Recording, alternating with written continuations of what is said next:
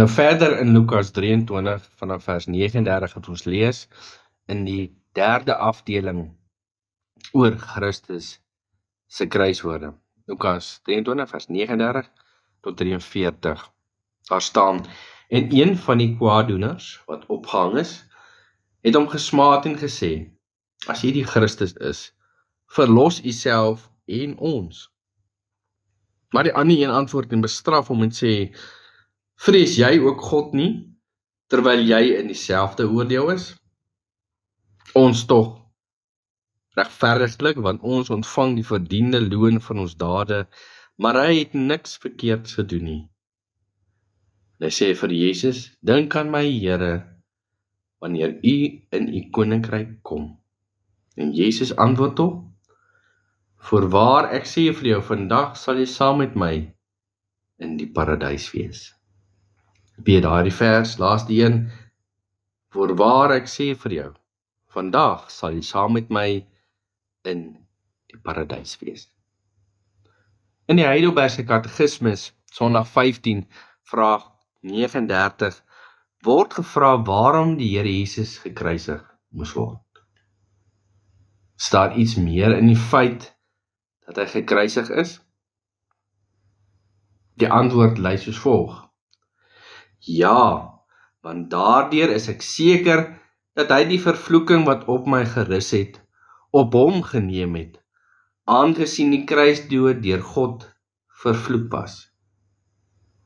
Verder was dit 'n klap op 'n gekruisigde persoon se naam.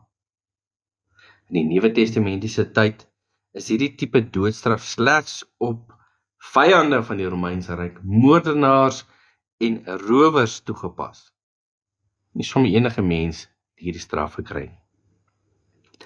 En daarom was dit vir die disippels en Jode 'n teenstrydigheid dat Jesus, wat verklaar dat hy die langs verwagte Messias is, die seun van God is, dat hy gekruisig moet word. Die rower aan die kruis het deur God se werking tot die besef gekom dat hierdie man wat hier langs my hang, dat hy waarlik die Messias is. Daarom roep hy tot die Here: Dink aan my, Here, wanneer u in u koninkryk kom, soos ons lees in vers 42. Dink aan my, Here, wanneer u in die koninkryk kom. Is dit Christus wat red? Is hy jou verlosser? Dit is net Christus wat die weg na die Vader is. Jy en ek kan slegs deur middel van sy verlossingswerk na die Vader toe kom. Slegs deur dit wat hy gedoen het, kan ons saam met hom in die paradys wees. Dit wil sê om vir ewig in die teenwoordigheid van God drie-enig te mag kom, saam en voor hom te mag wandel. Dit is hierdie wonderlike woorde wat ons hoor van die Here Jesus. Dit is wat dit beteken. Die ewige lewe word beskryf in Openbaring 21 vers 3, daar staan: En ek het 'n groot stem met die hemel hoor sê: Kyk, die tabernakel van God is by die mense, en hy sal by hulle woon, en hulle sal sy volk wees, en God self sal by hulle wees, as hulle God. Hoor ons hierdie woorde van ons Here Jesus Christus.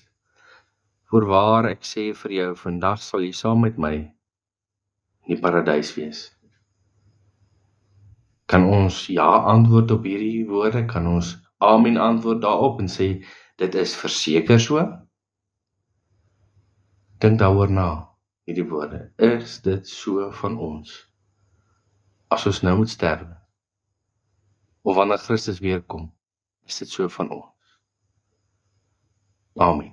Kom ons bid saam. Dankie Here dat ons hierdie woorde kan hoor. En dat U daardie dinge beleef het, sodat ons saam met U in die paradys kan wees. Vader, Seun en Heilige Gees, Drie persone in een wese, dat ons in U teenwoordigheid mag kom en saam met U wandel en voor U mag lewe tot in ewigheid, ja vir ewig. Ons dank U daarvoor, gee dat ons ook soos kinders van die koninkryk sal lewe, want ons sal by U wees. Ons bid dit in Jesus se naam. Amen.